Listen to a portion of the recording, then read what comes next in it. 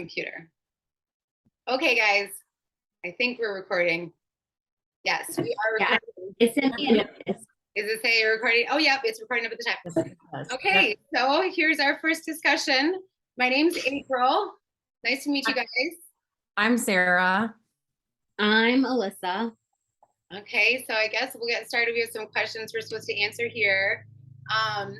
The first one is, what are you most looking forward to in student teaching? So for me, it's the end of the road and being done with this degree and being able to take everything I learned and running with it and just finally getting the certification process underway and just kind of looking forward to the rest of my career after this. What about you, Sarah? I would absolutely agree. I feel like it's kind of like the light at the end of the tunnel to be able to, after going through this program for the past year and a half, almost 2 years, and now being able to say like all the hard work that all the hard work and like effort that I put into it is kind of like coming to fruition and being able to actually apply things that I've learned into the classroom and then obviously learn new things from my cooperating teacher and being put in maybe different situations that I haven't been put in prior to this experience, and to just ultimately just continuing my education in the classroom is kind of what I'm very excited about. So We didn't get to talk about what you had, what your classroom is like, Sarah. Like what level are you teaching? I'm in first grade. Okay.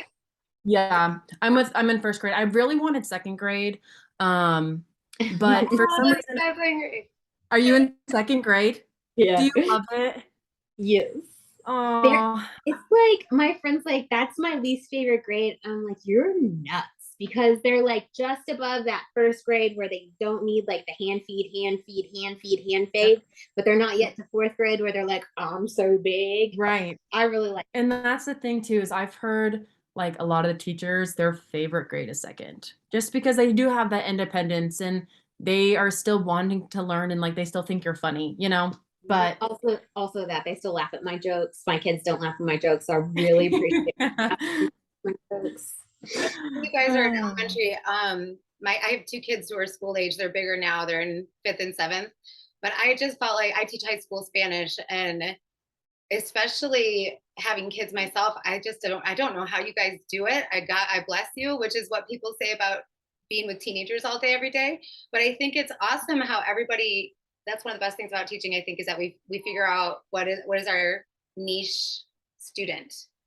And I mean, I love kids, but like I like teaching big kids. I like teaching teenagers. I like teaching I have seniors this year. I have AP Spanish back. I didn't get to teach them last year. We didn't have enough kids at my school for it. So I have them again this year, and they're going to be my like class of focus. And I'm super excited. They're seniors, and it's so fun that we're teaching very different classrooms. Well, you two are similar in first and second, but so I'm excited to hear how things go from that elementary perspective.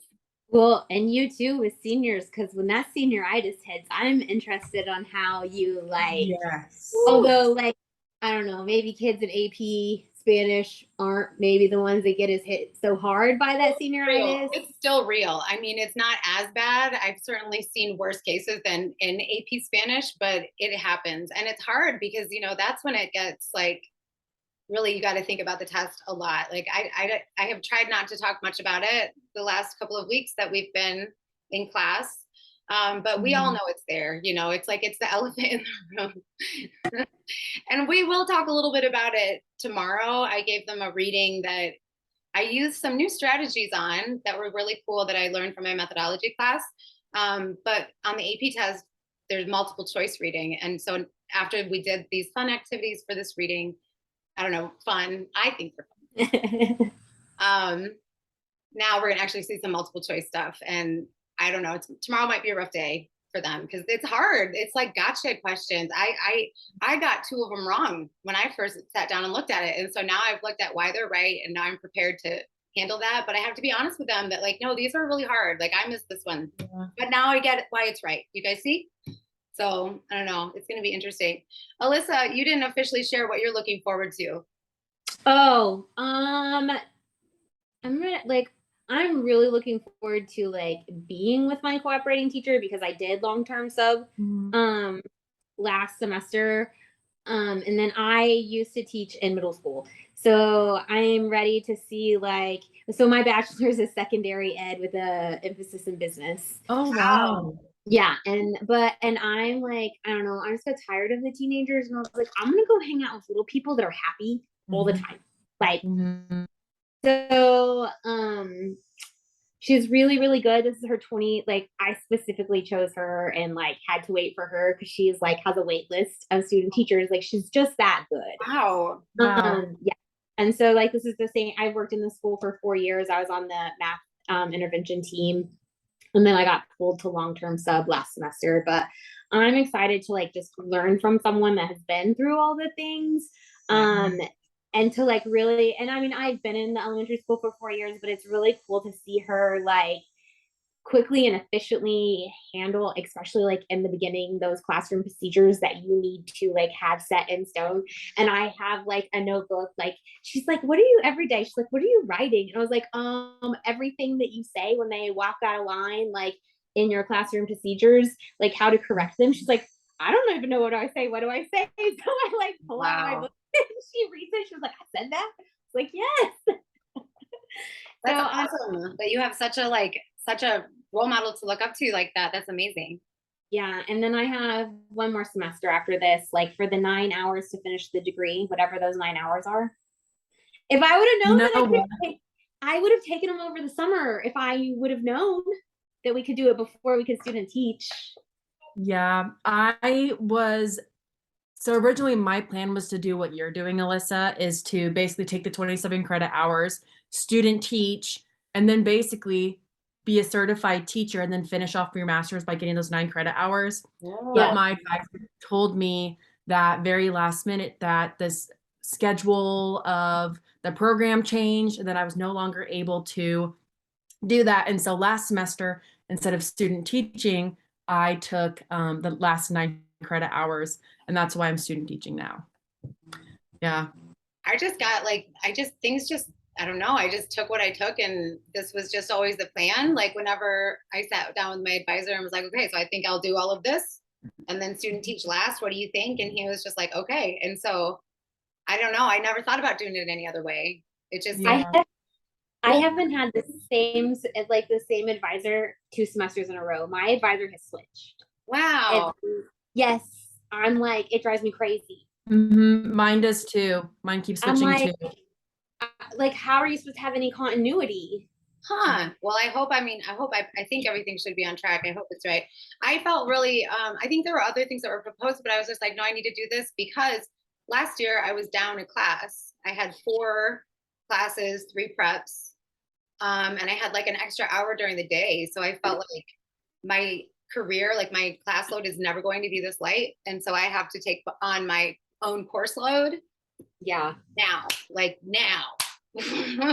And so I felt the need to have like everything done and then just do student teaching and be done with a whole lot of it. So I think it was fast for me. It'll be I started in June of 21. So I don't know how long it takes general. I don't know, but how long will the whole program take you guys? 2 years. Solid. I started January of 21, and Okay. I'll graduate December of 22. So it takes 2 years. Yeah. That's 1 year.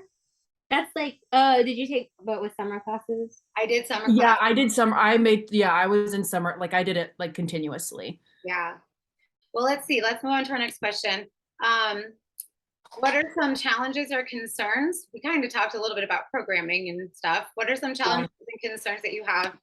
I'm just concerned about keeping it all straight. On top of lesson plans and grading, and I think I'm kind of a fool because I'm teaching a night class. Are you really? Yeah. Oh my gosh. Wow. I don't know what possessed me to do it. No, I do. I was ready to get paid. Like I need it. And I also told myself, you know what? Like I've already been working super hard and like now basically other than like PPAT and like little tasks like making these videos and things like that, I don't know. I just felt like I could do it. And it's the first week has gone okay. Hopefully we can get this done. And then hopefully I'll do it again next semester.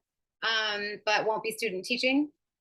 So, but I don't know, like I've been in education so long and I'm just feeling like I'd like to make the most financially that I can. Yeah. And it's actually it's a handsome pay.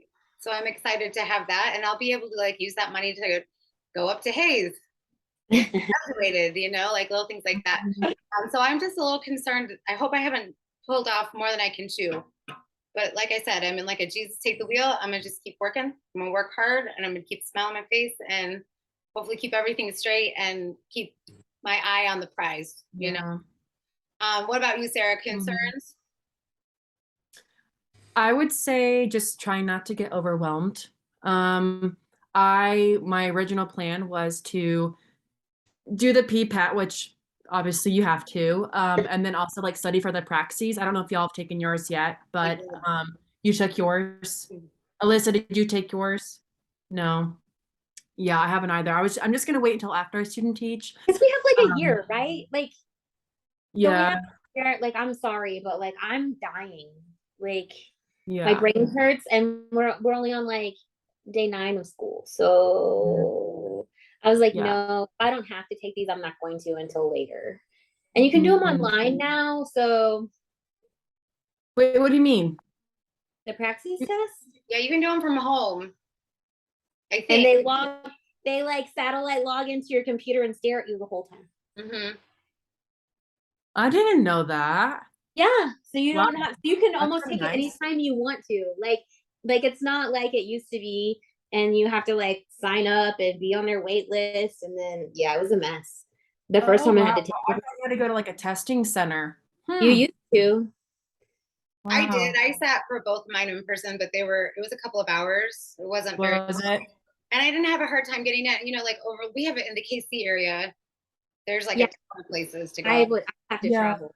Yeah, you have to travel. But I mean, I think, gosh, I was able to get into whatever date that I wanted with no problems. Like there was plenty of room. In fact, my praxis for PLT was with most of these people were taking like this like 8-hour long like medical school practical thing. And so it was just like, oh, I'm sorry guys, I'm done. The MCAT. Yeah. Thing.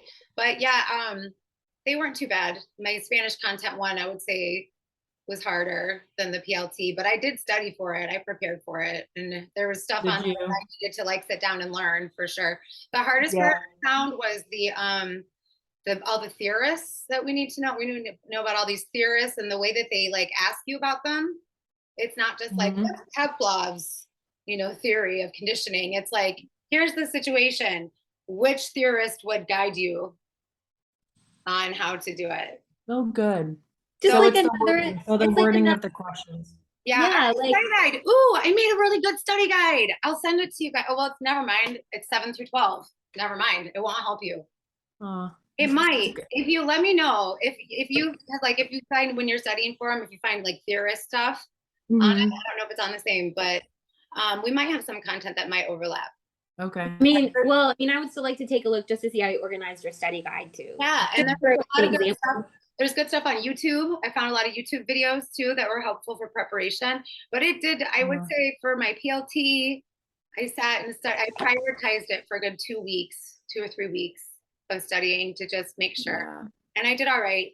I got a 187 just out of 200 for FYI.